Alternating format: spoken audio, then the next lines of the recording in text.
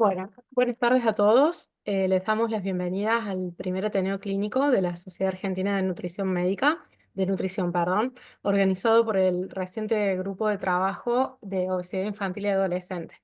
Yo soy María Verónica Zamunar, pediatra y especialista en nutrición en Córdoba, y tengo el honor de coordinar este Ateneo. Yo soy docente en el curso trienal de nutrición médica del Consejo de Médicos de Córdoba, directora de una diplomatura de nutrición práctica en la Sociedad Argentina de Nutrición Médica e instructora docente de la Residencia de Clínica Pediátrica del Hospital Infantil Municipal. El día de hoy, el objetivo que nos convoca es abordar una pregunta central en nuestra práctica pediátrica y en la nutrición infantil, y es si podemos indicar dietas en el tratamiento de la obesidad infantil. Y para reflexionar sobre este tema, vamos a contar con la presencia de dos profesionales muy destacadas que estarán a cargo de esta disertación y compartirán su mirada y su experiencia, ¿sí? En primer lugar, la doctora Marisa Armeno, que es médica pediatra especializada en nutrición infantil en la Universidad de Buenos Aires y doctora en medicina por la Universidad Católica Argentina, que además cursó el posgrado y la carrera de especialista en nutrición con orientación en obesidad en la Universidad Favaloro. Se especializó en composición corporal y obesidad infantil en la Universidad de Milán y en el Departamento de Nutrición Clínica del Hospital Nacional de Pediatría Garham, donde fue médica de planta durante 12 años. Actualmente ella dirige el curso de actualización de obesidad infantil en ICAS junto con la doctora Irina Kowalskis y coordina el grupo de trabajo de obesidad infantil y adolescente de nuestra sociedad.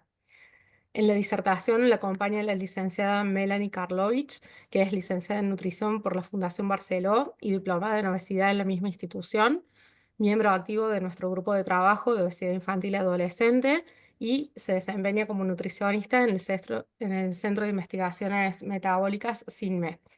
En esta disertación, bueno, van a presentar un caso clínico y el contenido teórico del Ateneo, y después va a haber un tiempo para preguntas y consultas que, si ustedes quieren, a medida que va transcurriendo la presentación, pueden irlas escribiendo en el chat y al final de la presentación las vamos a ir respondiendo, ¿sí?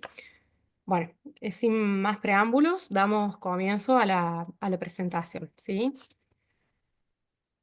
Bueno, voy a Compartimos. compartir la Melanie. presentación. Bien, Vamos. Ahí está. ¿Se ve bien? perfecto. Perfecto. Bueno, buenas tardes, buenas noches a todos. Muchas gracias, Verónica, por la presentación. Como les dijo Vero, para nosotros es un honor estar hoy acá porque este es el primer Ateneo Clínico de la Sociedad Argentina de Nutrición del año, y nos lo cedieron a nosotras, que somos un grupo de trabajo nuevito, que se formó hace poco, hace menos de un año, les diría, en obesidad infantil. Así que para nosotros es un honor estar acá, compartir este tiempito con ustedes y hablándoles de este tema tan interesante y tan vigente todo el tiempo, que es una de las preguntas que nosotros recibimos siempre y en la cual vamos a poder tener tiempo para preguntas e intercambiar. Entonces, este es nuestro tema de hoy, si podemos indicar dietas para el tratamiento de la obesidad infantil. Estos son nuestros conflictos de interés. Ninguno de ellos tiene relación con la siguiente presentación.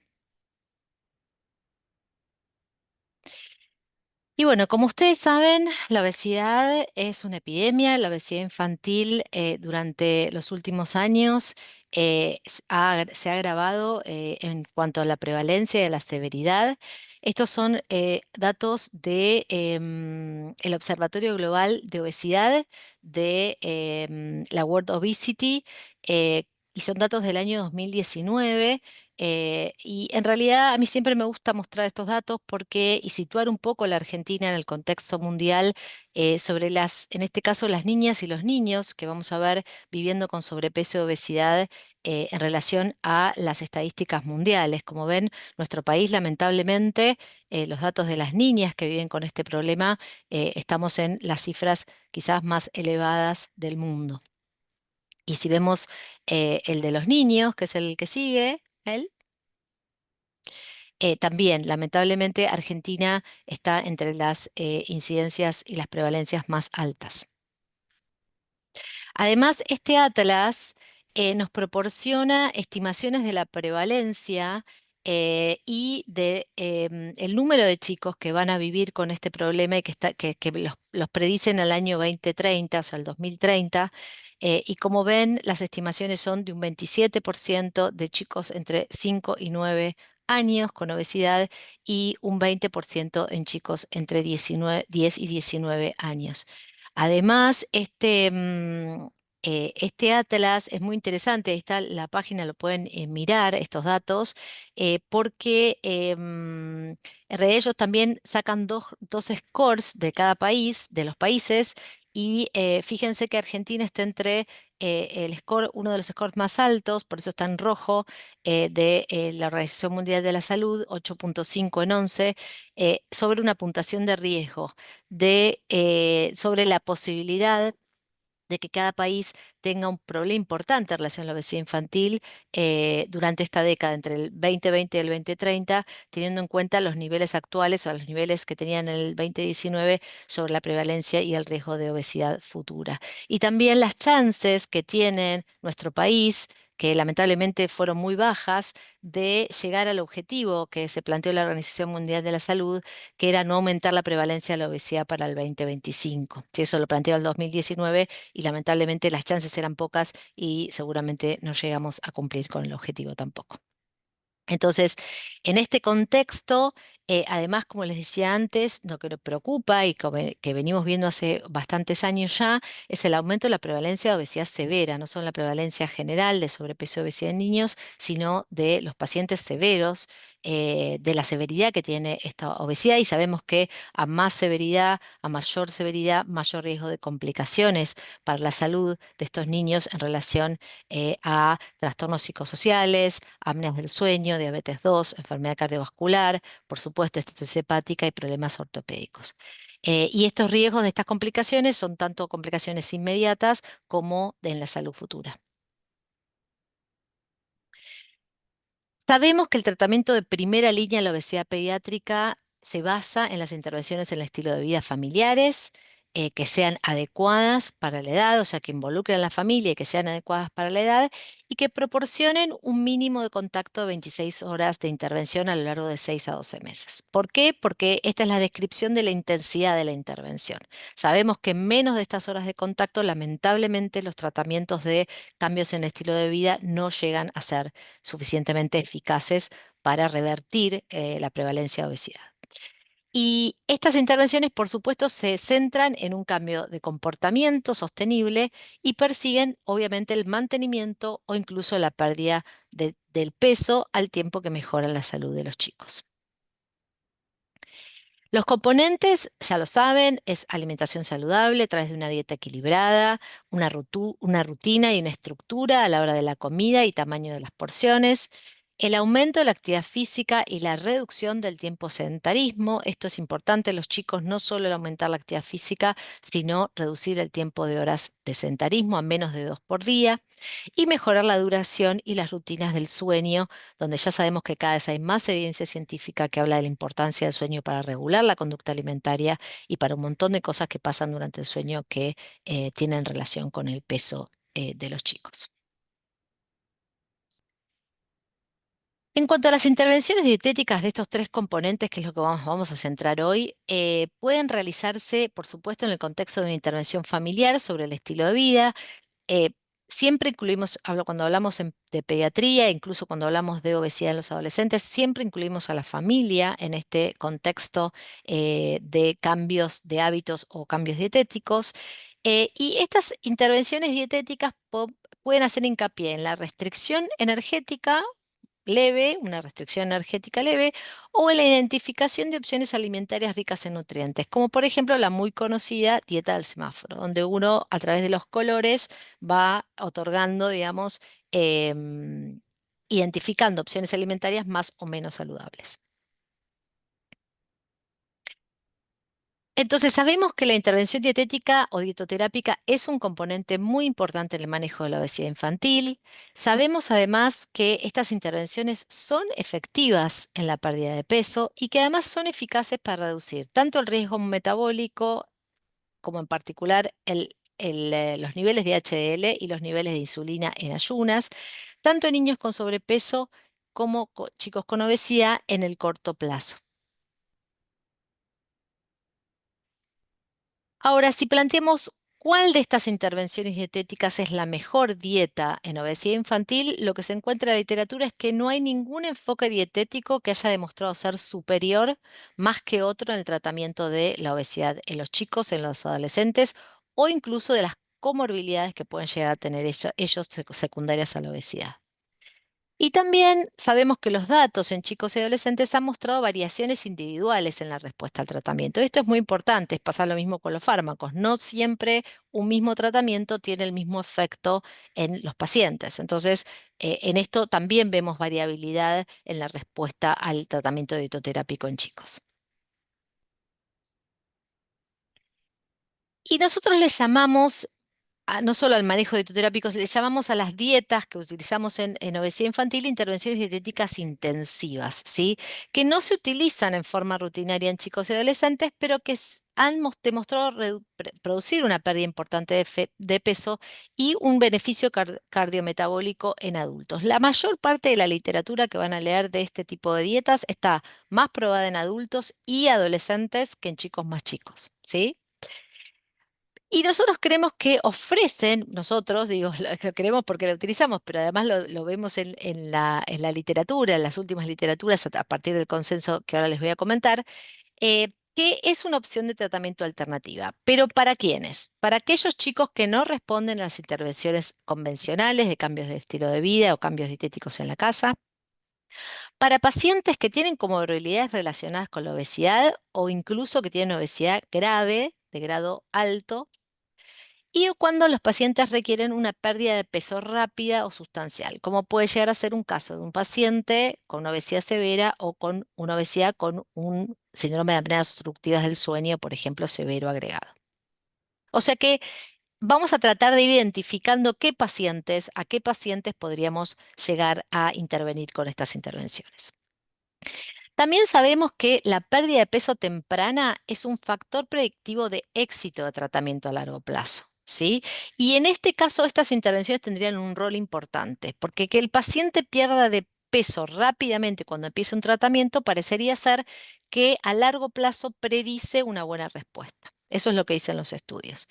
Y además puede ser un puente entre un tratamiento convencional de la obesidad y algún enfoque farmacológico y quirúrgico. ¿Qué quiero decir con esto? Que siempre hay como intermedios cuando uno trata a un paciente, ¿no? Es como un continuo de tratamiento. Y si uno empieza con un tratamiento convencional y no tiene demasiada respuesta o tarda mucho en llegar a una cirugía o no tiene indicación quirúrgica o no tiene el estadio puberal necesario para operarse o no tiene posibilidad de hacer tratamiento farmacológico, esta puede ser una intervención que esté en el medio entre el tratamiento convencional y estos tratamientos más intensivos que nos puede ayudar a que nuestro paciente tenga algún efecto beneficioso.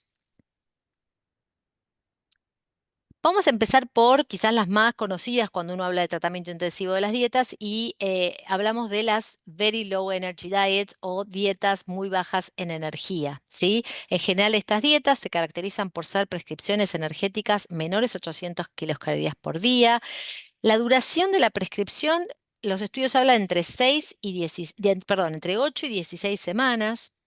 Muchos de estos estudios utilizan fórmulas especiales, intercambios de sopas, batidos o barritas, diseñadas como sustitución total de la dieta, como sustitución de alimentos o como una combinación de ambos. O sea, pueden usarse estas fórmulas especiales y alimentos o que sea solo de fórmulas especiales.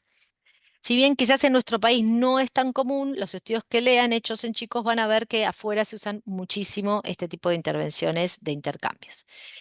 Y además sabemos que son eficaces para lograr descenso de peso en el corto plazo, muy eficaces.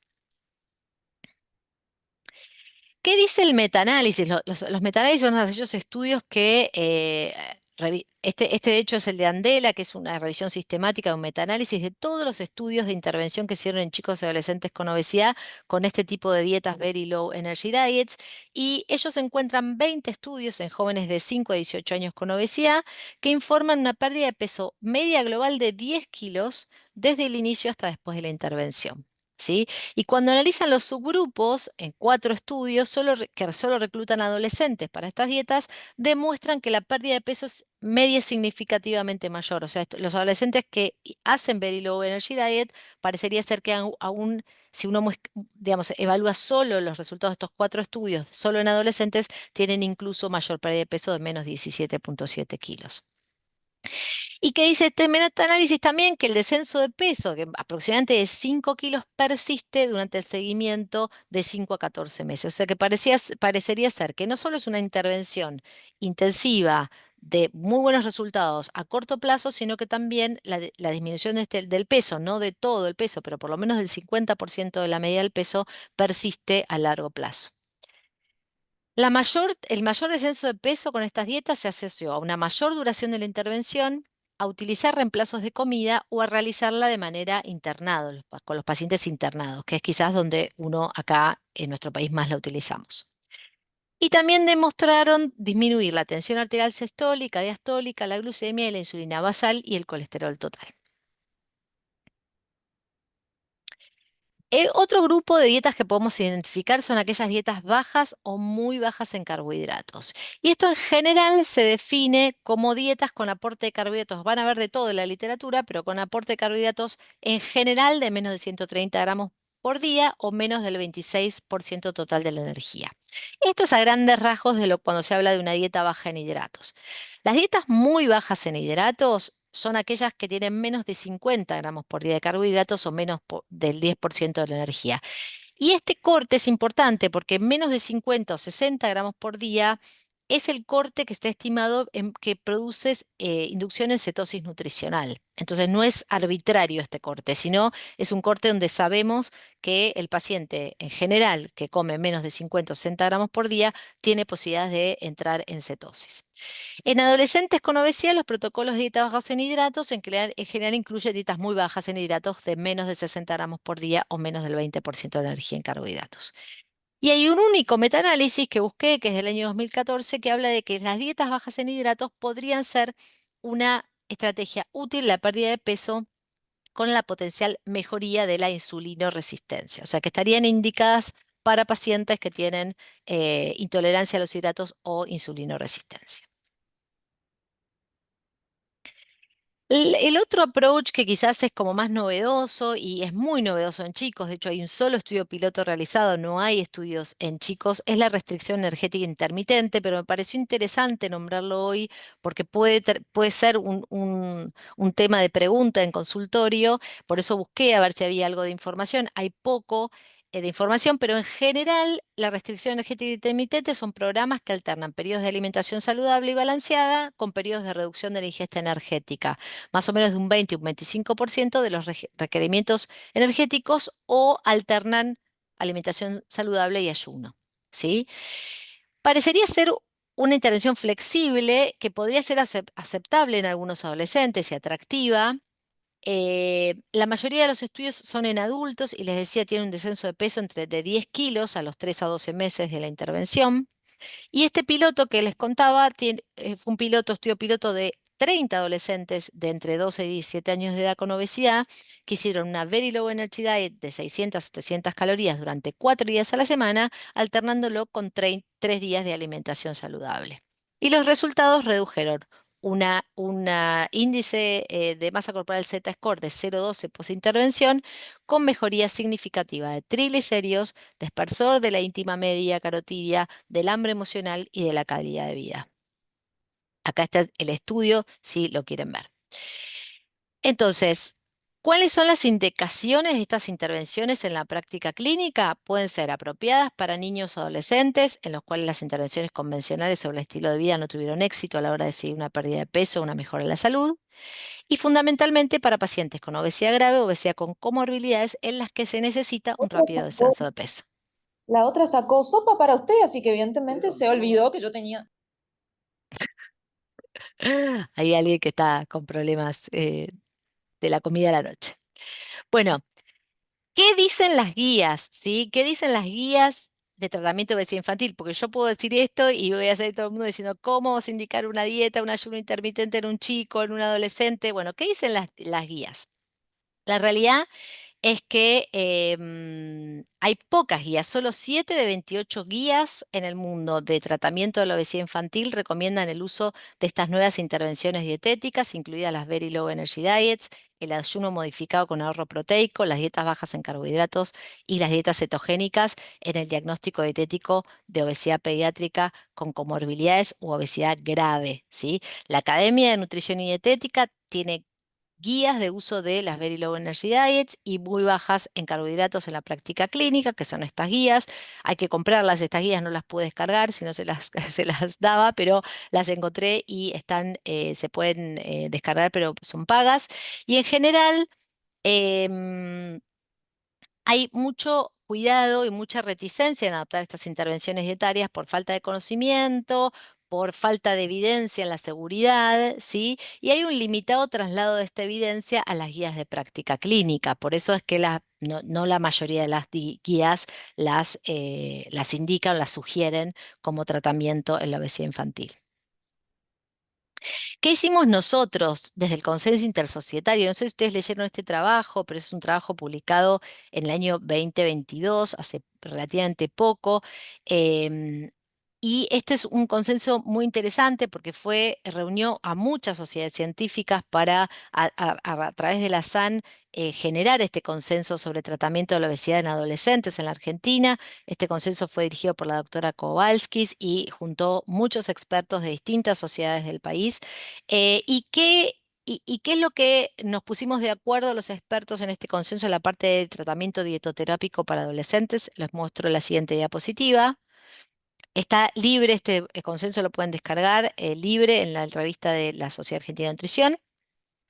Y leyendo toda la evidencia que encontramos en ese momento, dijimos, bueno, ¿a quiénes? ¿En qué chicos podemos usarlas? Bueno, en este caso, este consejo era para adolescentes, en adolescentes con obesidad severa y o complicaciones bajo supervisión dietética especializada y al corto plazo. ¿Sí? Nosotros pusimos un target de pacientes obesos, severos y o con complicaciones, adolescentes y a corto plazo. ¿Cuándo?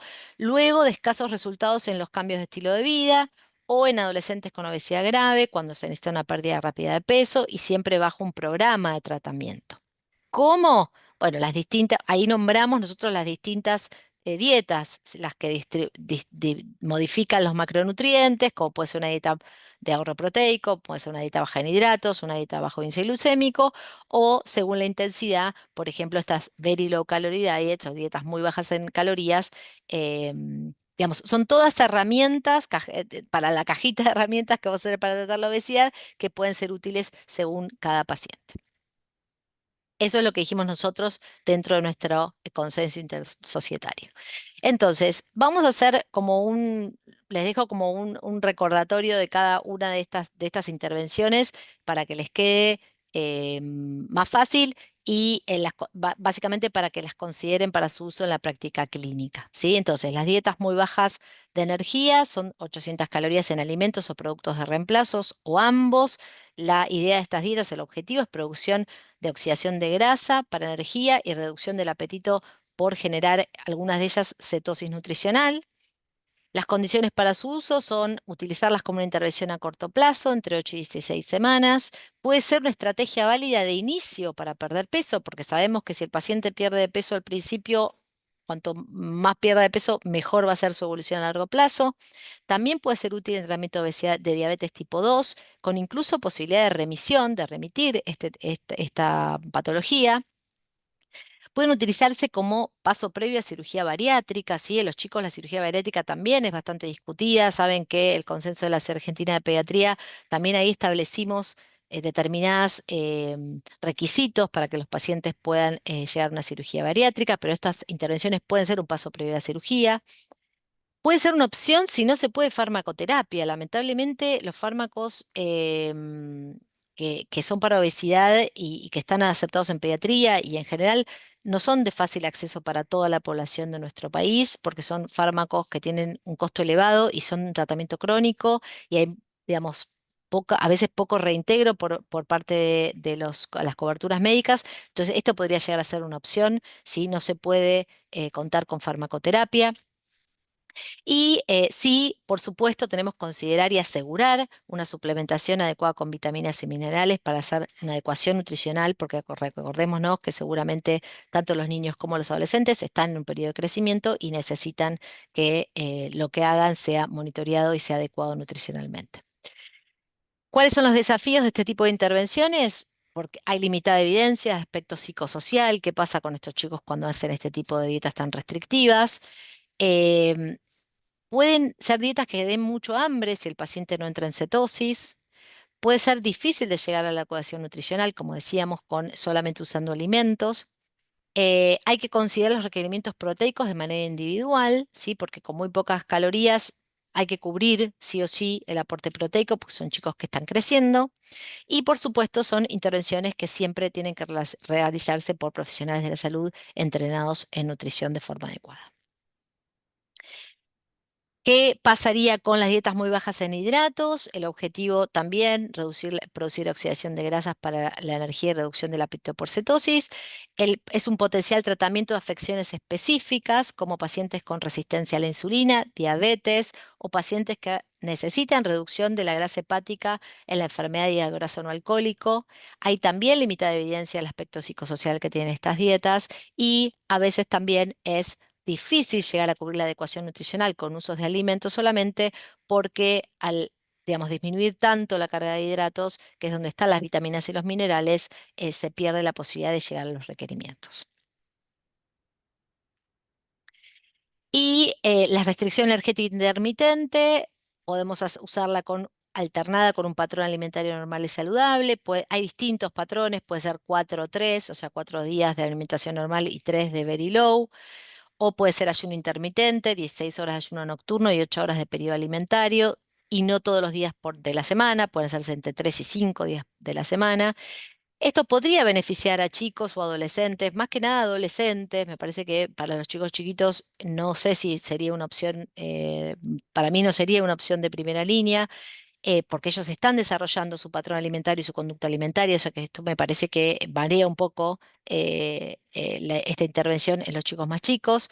El seguimiento de la ingesta dietética requiere menos días a la semana y por lo tanto puede dar más autonomía y flexibilidad. En los adolescentes es un approach que si uno lo plantea, algunos les puede resultar bastante útil.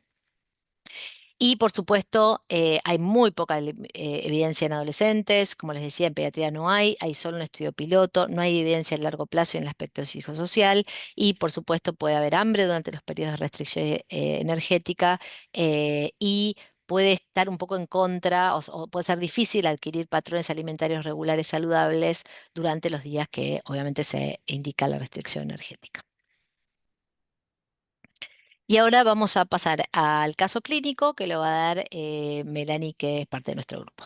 Muchas gracias. Bueno, hola a todas y todos, buenas tardes. Bueno, la idea de este caso clínico es que podamos pensar cómo llevar a la práctica un poco de esta evidencia y esta información que hay hoy en cuanto a las intervenciones dietéticas intensivas en adolescentes.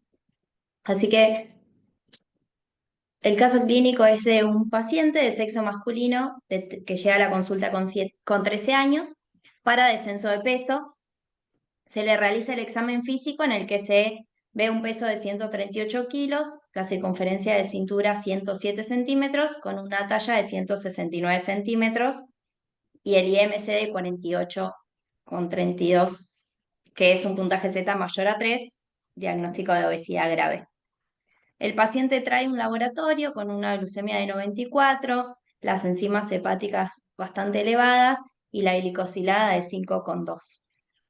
Así que tenemos este paciente al que le empezamos a preguntar sobre su alimentación con una anamnesis que tratamos de que sea lo más completa posible para conocerlo, y nos cuenta que desayuna y merienda todos los días una chocolatada con 5 cucharadas de azúcar, más las que le pone en Nesquik, con galletitas, y lo que nos dice es que no sabe cuántas galletitas porque se sienta con el paquete y come hasta que no tiene más hambre. Después se lleva además plata para el kiosco, que se compra lo que tenga ganas, y para tomarse suele llevar agua saborizada. En general toma mucha gaseosa con bebidas o aguas saborizadas, y no toma mucha agua. Vive con su mamá, cenan a la noche juntos, pero en el almuerzo él come solo en su casa, comida que sobró de la noche, que suele ser comidas ricas en hidratos de carbono, y no come mucha verdura. Por un lado porque no le gusta, pero además no tiene el hábito a él, ni tampoco el hábito en la familia. Y como complemento, el chico pasa muchas horas solo en su casa, va al colegio solo en la mañana, así que vuelve al mediodía, come y ya se queda en su casa, y no realiza ninguna actividad física programada y nos dice que él no lo hace porque siente vergüenza, ni en el colegio ni fuera en alguna actividad por fuera.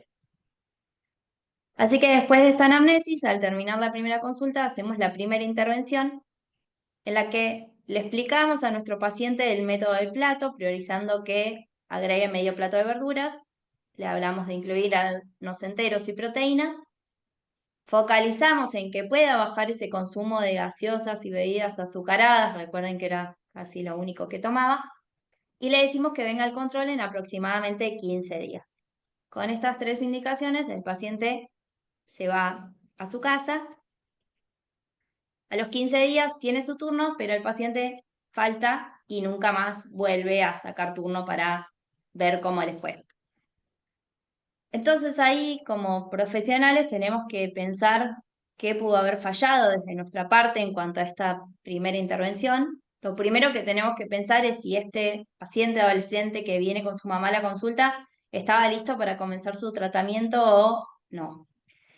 Y pensar cómo dimos los objetivos, que en este caso recuerden que eran como más generales, las pautas, y tratar de transformarlos a objetivos más concretos con cosas que él pueda medir si lo pudo hacer o no.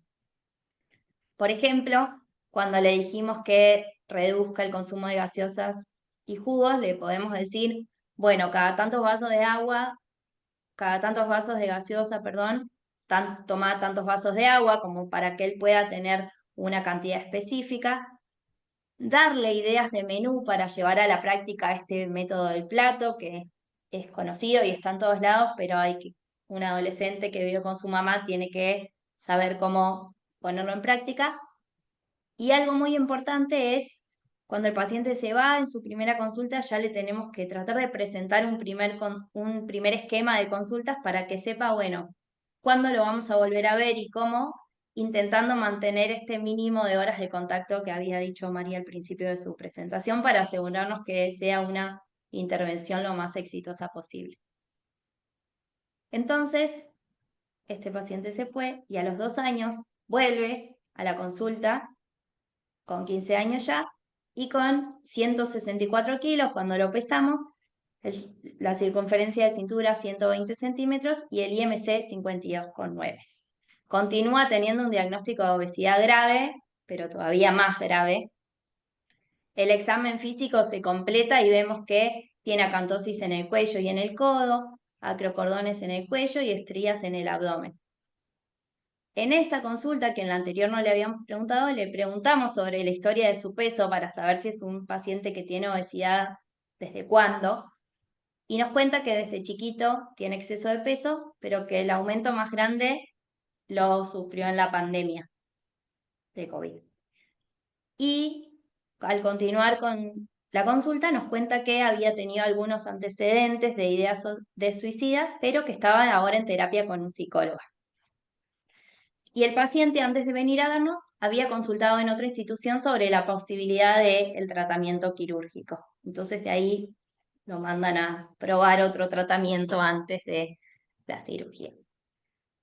De la anamnesis es bastante parecida a la anterior, que recuerden que era esta. Lo único que cambió es que ahora, como el paciente está más grande, almuerza en el colegio, ya no más en su casa. Así que tiene como más libertad de esas compras que hace fuera de su casa. Bueno, de una consulta a otra, el paciente pasaron 2 años y aumentó 26 kilos. Recuerden que tenía 13 y ahora tiene 15 años.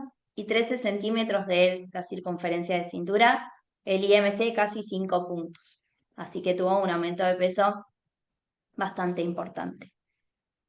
Tenemos que volver a hacer una intervención nutricional en este paciente con la experiencia anterior que se fue y no volvió. asumiendo nuestros cambios que pensamos. Entonces decidimos hacer una intervención con objetivos más marcados que los enfocamos en 3 ejes, no solo en la alimentación, sino también en la actividad física y en el descanso, que tiene un rol súper importante en el manejo del peso. Lo primero que hacemos antes de que el paciente se vaya es contarle cómo vamos a seguir, estipulando este mínimo de consultas, no solo con licenciado en nutrición, sino también con un médico pediatra especialista en nutrición, porque es importante el tratamiento interdisciplinario. Recuerden que él ahora está en terapia también con su psicólogo. Así que algunos cambios respecto al anterior, pero para proponerle lo mismo, se le propone armar un plan de alimentación con horarios y también teniendo en cuenta el lugar donde realiza cada comida, con ideas de menú que incluya vegetales, y negociar con el paciente qué vegetales podría incluir porque no come muchos, entonces que él pueda elegir, bueno, cuáles incluir.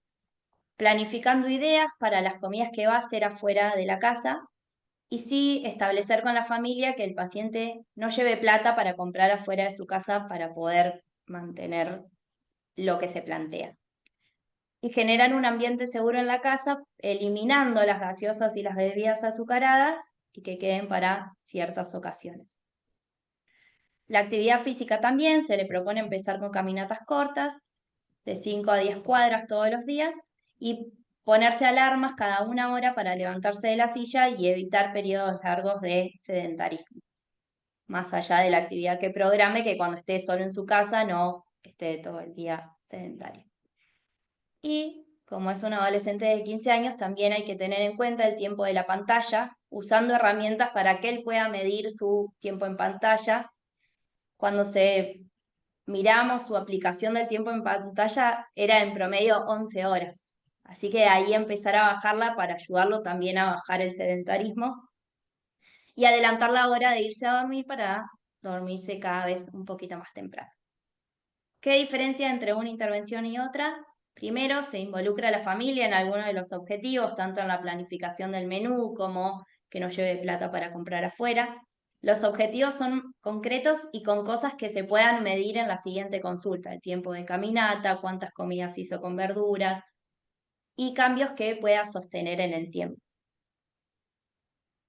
Bueno, el paciente adhiere bien a esta propuesta, vuelve a la consulta según el esquema y logra alcanzar los objetivos que se van planteando de alimentación y actividad física.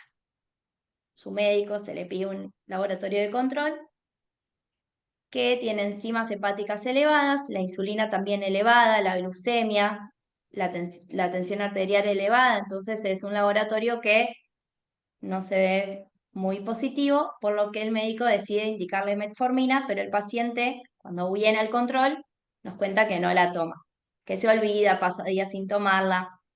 Entonces, desde el área de nutrición, se decide acompañar esta intervención con una dieta de bajo índice glucémico, como un primer paso a que empiece a identificar grupos de alimentos, a utilizarlo de forma más ordenada. Se utiliza el método del semáforo para identificar cuáles tienen más índice glucémico y bajarlo.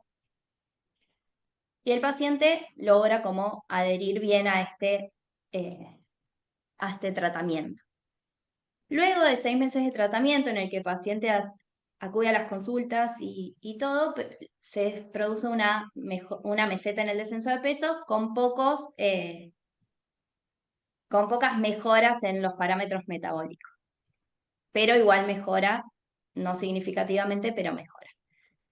El peso al examen físico a los 6 meses es de 152,200, o sea que bajó casi 12 kilos en todo este tiempo de tratamiento que fue haciendo. La cintura bajó 5 centímetros, ahora está a 115 y estaba a 120, y el IMC casi 4 puntos. Así que tuvo una mejora en el peso, pero se estableció ahí. Entonces, con el equipo, piensen que es un paciente que viene hace 6 meses, que asiste a las consultas, que no falta, que viene con su mamá, que la familia está involucrada en su tratamiento. Se decide probar con una intervención más intensiva y se elige la Very Low Energy Diet, que es la dieta de muy bajas calorías, para este paciente que viene en un tratamiento acompañado.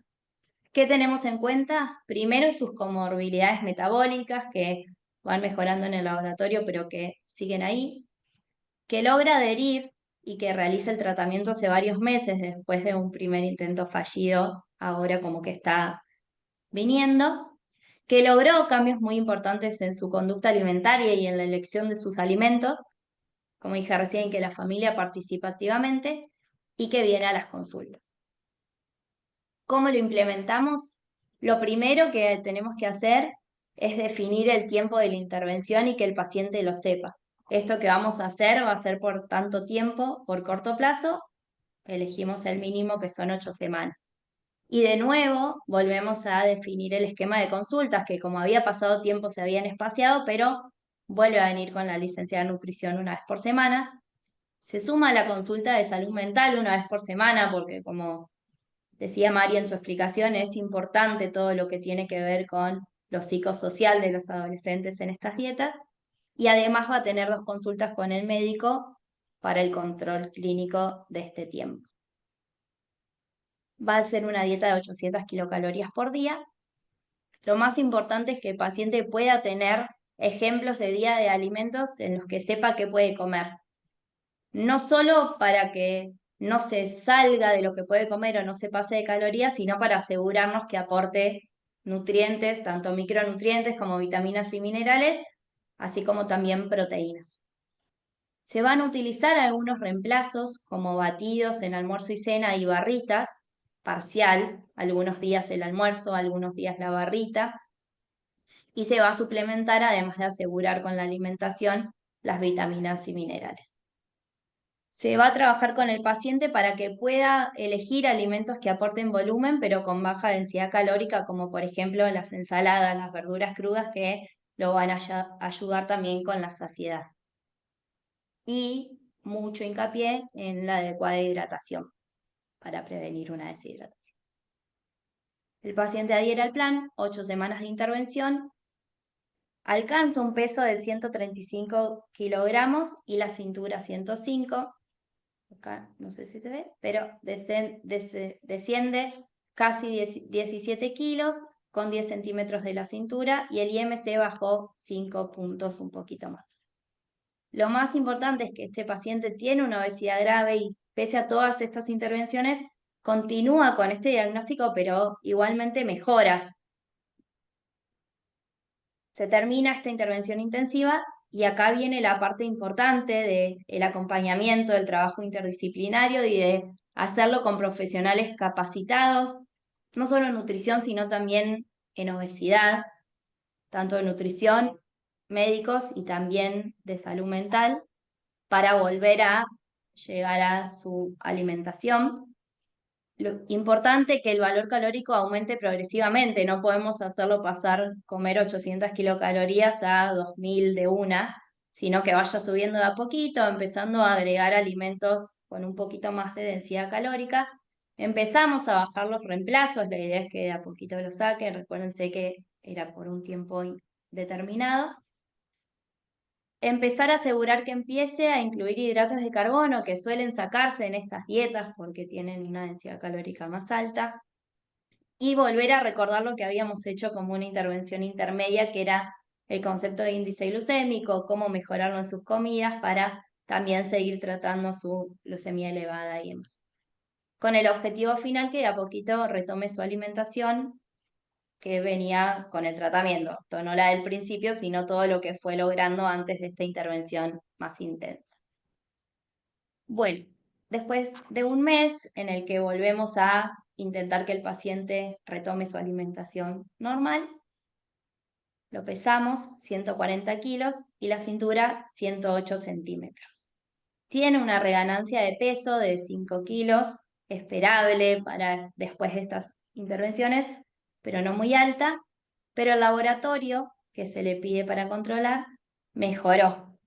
Las enzimas hepáticas se normalizaron y la glucemia también, así como la glicosilada. Entonces, después de todas estas intervenciones que se fueron haciendo de forma progresiva y sobre todo supervisada, el paciente continúa teniendo este diagnóstico de obesidad, sigue siendo un paciente de riesgo, pero mejoró y vemos que logra adherir a las distintas intervenciones, por lo que es un paciente que se puede ir acompañando para seguir realizando cambios con resultados positivos. Hasta acá terminó el tratamiento de este paciente, como para seguir y probando, lo que nos lleva a llegar a algunas conclusiones. La primera es que estas intervenciones dietéticas intensivas son una alternativa válida, pero que es importante elegir a qué pacientes se las vamos a indicar, que pueden ser los pacientes en donde probamos otra cosa y no es que no solo las que no tuvieron éxito, sino que no fueron suficientes o que tienen comorbilidades o una obesidad muy severa, o cuando necesitamos un deceso de peso importante o tanto en tiempo como en cantidad de kilos. Tiene que ser siempre supervisada, indicada y acompañada por profesionales entrenados que lo puedan acompañar y manejar las comorbilidades, la alimentación, efectos adversos que puedan surgir y demás. Y tener en cuenta que no hay datos a largo plazo sobre la seguridad y los resultados. Hay algunos, pero son muy limitados. Y lo más importante, que son herramientas válidas, pero de uso específico y por un tiempo limitado. No podemos indicar una dieta de muy bajas calorías y dejar al paciente a la deriva, sino acompañarlo y supervisar. Así que bueno, muchas gracias y quedamos para las preguntas. Bueno, Dejo de excelente. compartir así las puedo ver. Excelente, Melanie, excelente, Marisa. Súper interesante porque, bueno, en la práctica diaria hay muchos pacientes que podrían beneficiarse con estas intervenciones dietéticas intensivas, ¿sí? Quería saber si había algunas preguntas, si tienen algunas preguntas específicas o voy largando algunas dudas que quedaron después de la presentación, ¿sí? No sé si quieren ir escribiendo en el chat si hay alguna pregunta. Yo, tanto Melanie como Marisa, les quería preguntar si en estas intervenciones dietéticas intensivas que producen una disminución marcada de peso en tan poco tiempo, ¿hay alguna forma de estudiar, digamos, la disminución de la masa grasa que tiene de la masa magra que pierde el paciente ese junto con la masa grasa? Y si hay alguna forma de tratar de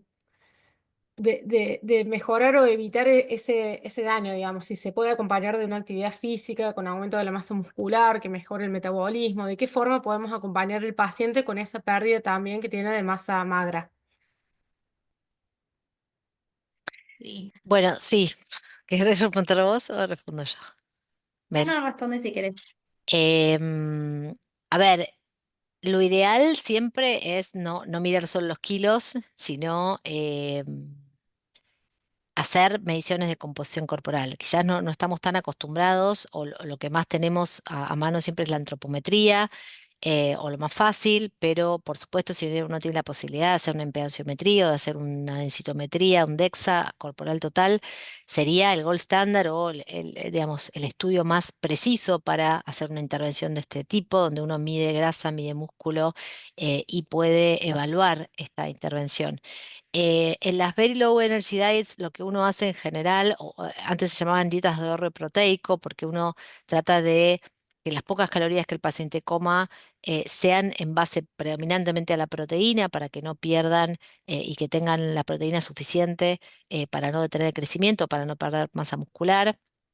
Lo mismo pasa con las dietas muy bajas en carbohidratos. Uno estima un requerimiento de proteínas lo más parecido al requerimiento necesario posible. O sea, uno trata siempre de sostener el aporte proteico todo lo que se puede, pero a veces sucede que obviamente este tipo de intervenciones pueden llegar a dar cierta disminución de masa magra.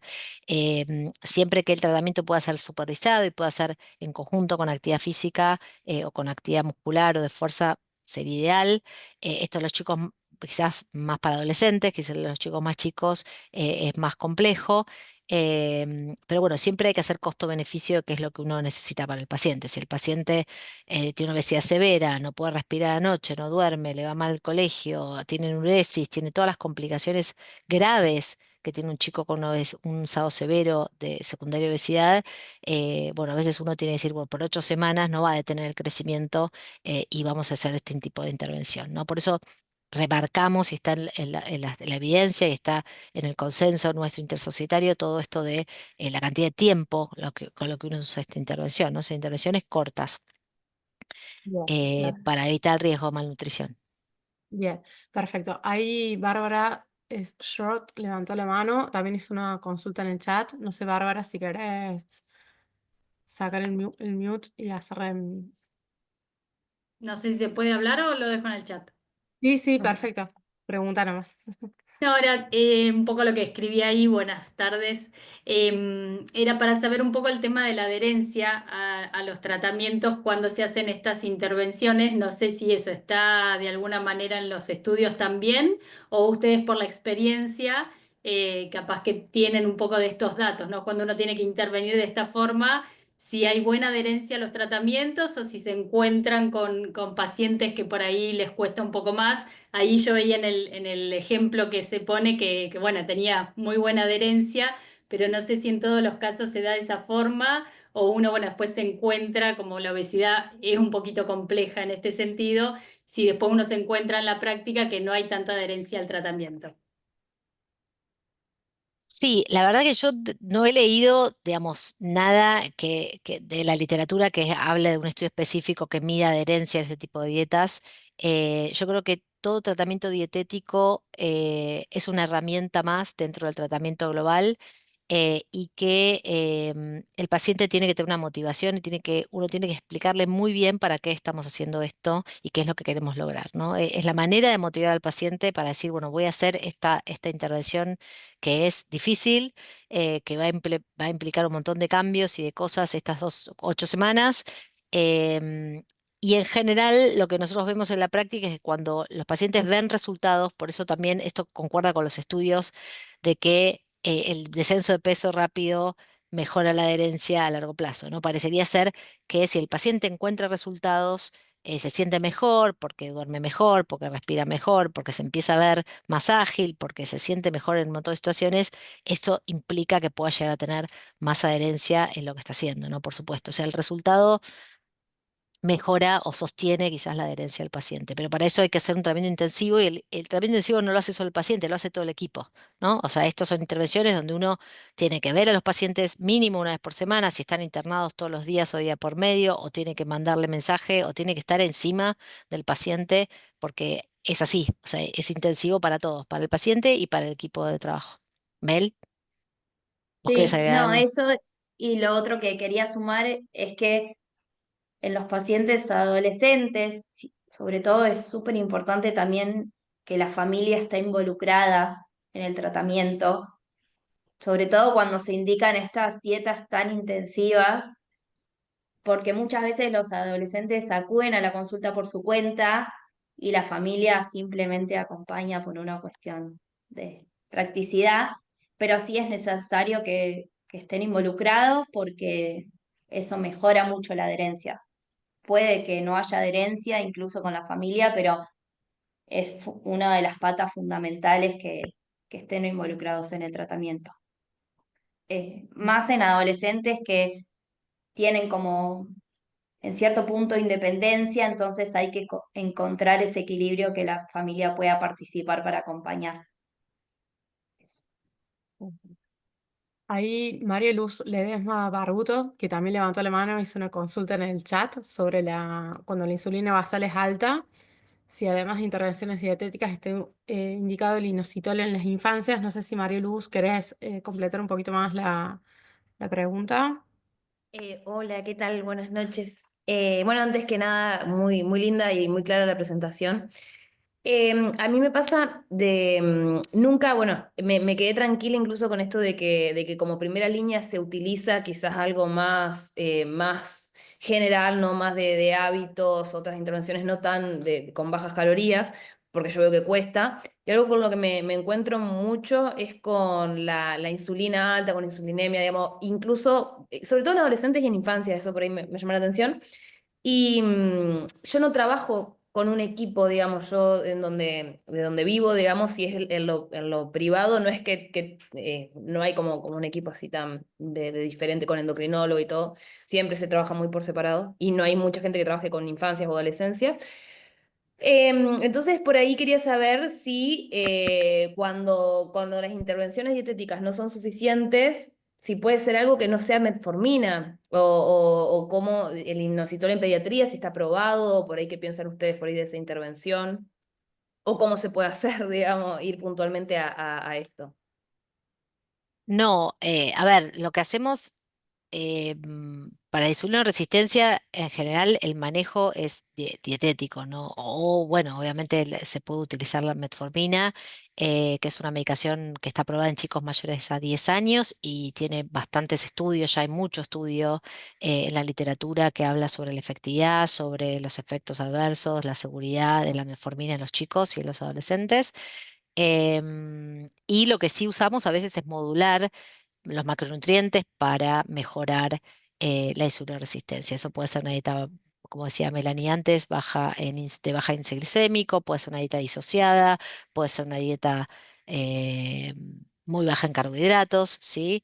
Digamos, hay distintas modulaciones y la realidad es que si es insulino-resistencia sola, esto funciona bastante bien. Lo mismo que la actividad física. Ustedes saben que la actividad física para insulino-resistencia anda muy bien, entonces, a veces es cuestión de explicarle al paciente que no es solamente lo que come, sino también que tiene que moverse mejor y empezar a hacer como un tratamiento más integral.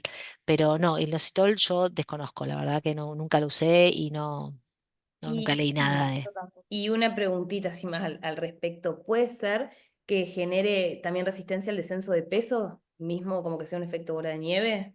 qué cosa que La genere. insulina resistencia. Eh, a ver, la insulina alta da hambre. Entonces, es un círculo vicioso, digamos. Por eso a veces las intervenciones intensivas hacen que la insulina baje de golpe y pueda el paciente sostener un tratamiento, ¿sí? La insulina alta es una orexígena, entonces obviamente es difícil que el paciente con insulina alta pueda, si no bajamos la insulina en algún momento, pueda tener una conducta alimentaria un poco más normal, ¿no? Bien, muchas gracias. Bueno, acá hay otra pregunta de Diana de Uribe, que consulta si cuando se indican las very low diets se internan los pacientes en todos los casos o como dijiste en la disertación, en qué casos pueden manejarse de forma ambulatoria y cuáles se decide la internación. Bueno, la internación de los pacientes graves tiene que ver con el cuadro clínico, ¿no? En los hospitales públicos, por lo menos, es muy difícil internar a un paciente con obesidad porque hay otras prioridades de salud y a veces no es el paciente, lamentablemente, aunque el paciente esté grave y sea un paciente obeso, a veces no es la prioridad de este tipo de instituciones. Así que es difícil a veces internar a un paciente. Sería la mejor de las opciones. O sea, si uno puede internar a un paciente para hacer un tratamiento intensivo, al menos las primeras 2 semanas sería lo indicado, ¿no? Porque uno puede monitorear. Ustedes saben que las dietas muy bajas en carbohidratos o muy bajas en energía producen una deshidratación inicial por justamente el descenso rápido de insulina. Entonces, lo ideal sería poder monitorear a estos pacientes. Y si el paciente además tiene complicaciones graves, como un SAOS, por ejemplo, o que necesita un BiPAP o un CPAP, o hay que monitorear o hay que estudiar un poco apneas del sueño o tiene este tipo de complicaciones, la verdad que estaría indicada una internación, pero bueno, no siempre es posible. A veces hay que hacerlo de manera ambulatoria, por eso el tema de los reemplazos, ¿no? Cuando uno tiene acceso a este tipo de intervenciones, la mayoría de los estudios son de Estados Unidos, pero ahí se utilizan mucho los reemplazos para eh, hacer las very low energy diets. Es más fácil para el paciente porque ya sabe exactamente lo que tiene que comer con estos productos. Pero bueno, no siempre es posible. Les repito, no es algo que es para todos los pacientes. Yo básicamente creo que debo indicar una por año de este tipo de dietas. No es algo que uno usa todo el tiempo. Pero sí estarían indicadas, por supuesto, en pacientes muy graves y pacientes que requieren internación porque el cuadro clínico requiere internación. Bueno, hay otra pregunta de Mariana Jiménez Castro que consulta cuán compleja es la indicación de estas dietas y si los pacientes logran comprender fácilmente las indicaciones, digamos que tiene que ver un poco con lo que estabas hablando, Marisa, recién. Mel, ¿querés contestar vos? Sí, sí, como decía Mari recién, es bastante compleja, no es para cualquier paciente, hay que ver como el contexto y cuando uno elige bien el paciente, logra comprender y lo mismo que decía María hace un rato, es nuestro trabajo como profesionales también meternos en un tratamiento intensivo de armar planes que el paciente pueda entender, ajustarlo, el seguimiento semanal permite eso, bueno, el plan semanal de esta semana fue de esta forma, no sirvió, se adapta, mensaje, es complejo, logran entender si uno está acompañado y bueno, eso siempre depende del paciente y de nosotros elegir bien el paciente al que se lo vamos a indicar. Lo mismo que dije antes, también el paciente y todo su contexto, familia y círculo social, amigos, que eso también es súper importante en la adolescencia. Acá hay una pregunta de Magda Bauschen que consulta sobre el impacto que tuvo la intervención en el paciente puntual del caso clínico por la reganancia posterior de peso que tuvo, digamos. Supongo que se refiere, no sé si querés aclarar, Magda, pero a la cuestión de salud mental. Por lo que referiste, Melanie era un paciente que tuvo ideación suicida, de que estaba con un cuadro depresivo. Me parece que esta pregunta se relaciona con eso y bueno, después quería enganchar otra con respecto al mismo tema. Ahí dijo que sí, así que no, Bien. de nuevo, fue un paciente que estaba en tratamiento, que tenía también su equipo de salud mental, además de que fuimos acompañándolo, y tuvo esta reganancia de 5 kilos que también es esperable cuando uno hace dietas muy intensivas porque bajan mucho de peso. Lo importante ahí es la progresión y el acompañamiento, no solo esas 8 semanas, sino sobre todo el después, cuando empieza cuando vuelve a aparecer la flexibilidad y poder acompañarlo también ahí. ¿Qué hace Sí, algún tipo... perdón. Marisa. No, de hecho, este paciente fue un caso real que tuvimos con Melanie hace un año más o menos, y era un chico que iba a bariátrica. A mí en realidad me lo mandan la primera vez me llama un cirujano bariátrico que le iba a operar, y bueno, me termina llegando por varios lugares y lo empezamos a ver. Un chico muy severo, muy complejo, y que en realidad después termina medicado, termina con medicación porque él quería medicación después de todas estas varias dietas que usa y todos los tratamientos que hacemos. Digamos, son pacientes que requieren toda la cajita de herramientas, ¿no? Como decimos a veces, no solamente una dieta, sino varios tipos de dietas e incluso llegan a medicación. Por suerte no se operó, pero sí usó un abanico grande de posibilidades, digamos, de tratamientos, ¿sí? Y sigue en tratamiento. Bien, lo que quería para complementar esto es justamente, bueno, dijiste que por ahí el seguimiento posterior a estas intervenciones dietéticas, pero si en estos pacientes siempre se hace algún tipo de screening o se hace un seguimiento en este equipo multidisciplinario, interdisciplinario, digamos, si hay alguna contraindicación o algo con respecto a este tipo de intervenciones en los pacientes que tienen antecedentes de depresión o alguna otra condición de salud mental.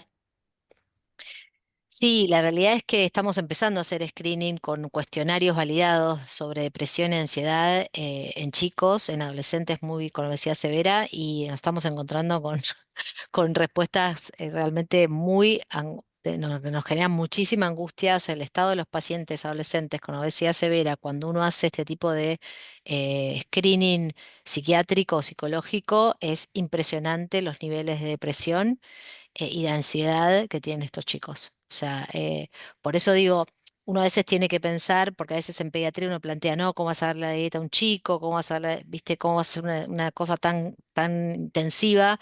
Y a veces uno lo que no entiende es lo que sufre el paciente, no solo por lo médico, sino por lo psicosocial, lo que está sufriendo ese chico.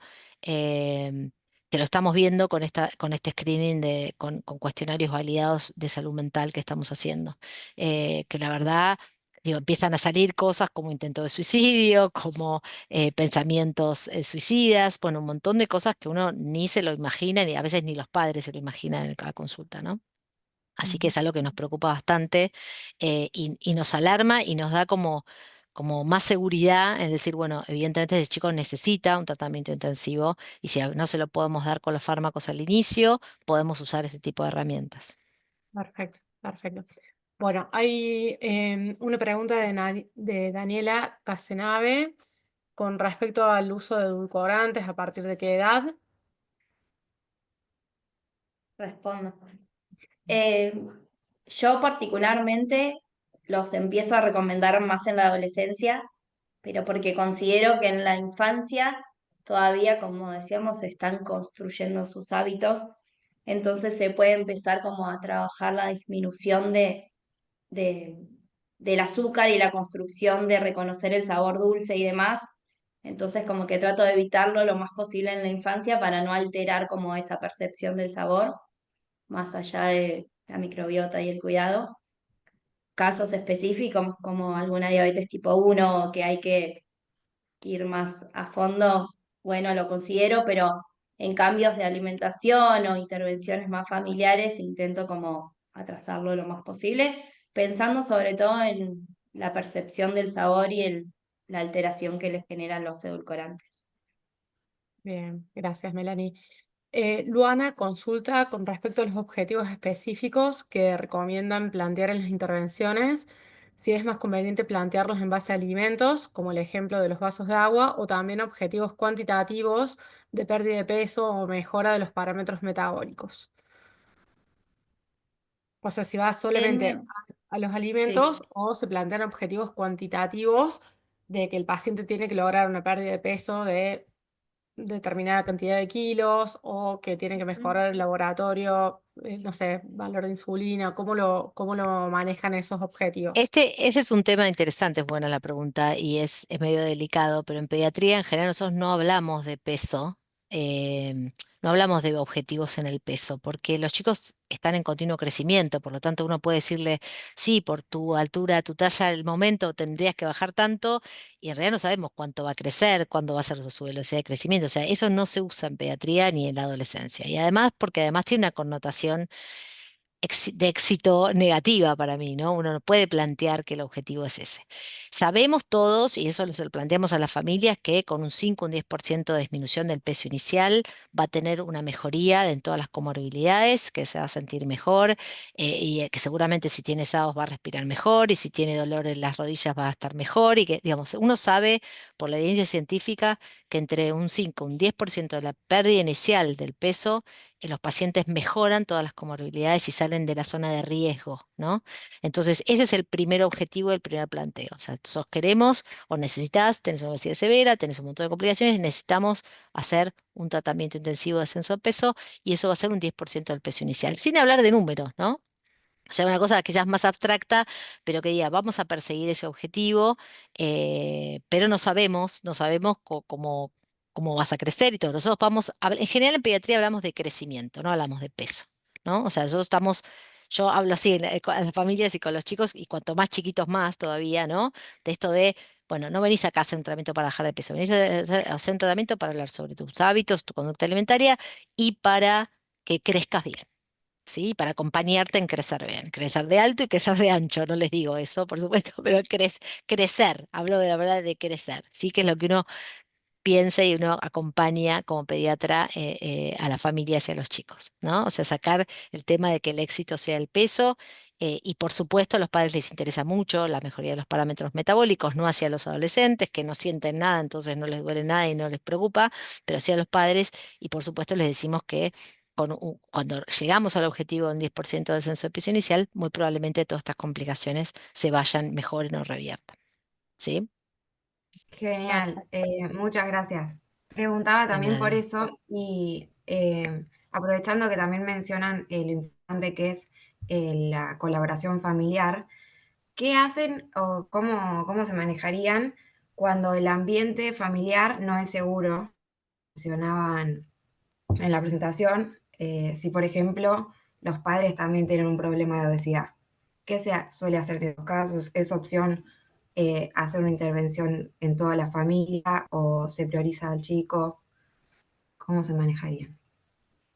Sí, la familia siempre es prioridad y muchas veces también es necesario intercalar consultas el chico solo, el chico con su mamá, el chico con su papá, la mamá o el papá solo y todos los que participen tanto en la crianza o en la elaboración de comida.